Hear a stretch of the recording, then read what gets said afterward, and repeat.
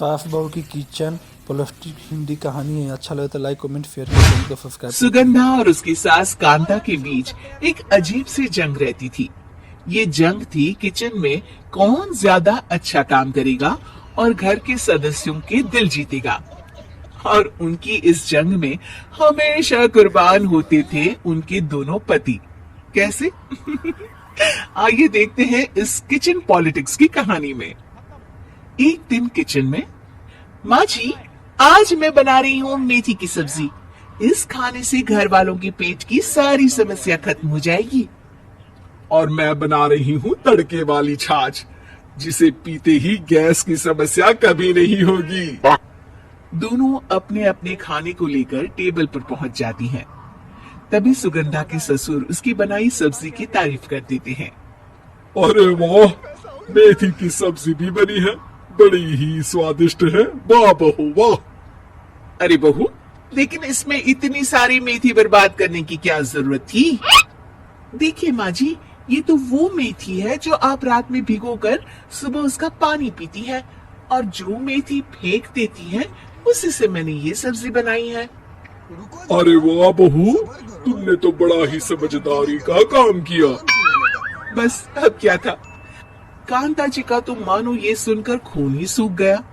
वो फैसला कर लेती है कि किसी भी तरह वो अपने खाने की तारीफ लेकर ही रहेगी और सुगंधा को किचन में उसकी कमियां गिनाएगी। कांता फ्रिज खोलकर देख रही होती है और फिर सुगंधा से कहती है, अरे बहू, ये क्या, पूरा फ्रिज गंदा पड़ा है। तभी वहाँ सुगंधा का पति आ जाता है। वो सुगंधा को डांट कर कहता है, सुगंधा, तुम्हें कितनी बार कह रखा है कि वायरस फैल रहा है, साफ सफाई का पूरा ख्याल रखना है, लेकिन तुम किचन में इतनी गंदगी रखोगी तो कैसे चलेगा। सुगंधा सास की तरफ देखती है जहाँ वो मुस्कुरा रही होती है। सुगंधा समझ जाती है कि सास ने उससे बदला लेने के लिए ये सब किया है। दोनों रात के खाने की तैयारी में लग जाती हैं। दोनों ना एक दूसरे की तरफ देखती हैं और ना ही एक दूसरे से बातें करती हैं।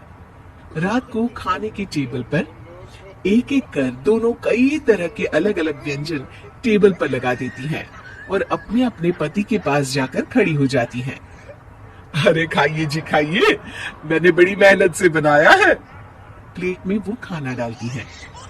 सुगंधा भी दोनों की प्लेट में खाना डालती हुए कहती है, बड़ी ही मेहनत लगी है इस खाने को बनाने में। हाँ, दोनों को ना चाहते हुए भी सारा खाना खाना पड़ता है। कहीं दही तो कहीं मलाई तो कहीं मसाला।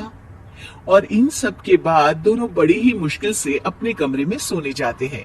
लेकिन अगली सुबह सुगंधा का पति चिल्ला रहा होता है, हाय रे, हाय मेरा तो पेट खराब हो गया, हाय माँ बहुत दर्द हो रहा है।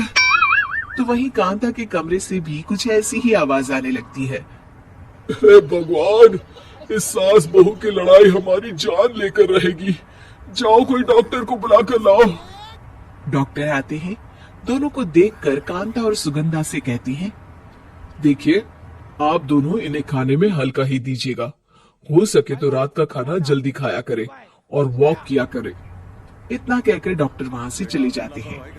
जिसके बाद एक बार फिर से दोनों बहुएं किचन में जाती हैं और खाना बनाने में लग जाती हैं।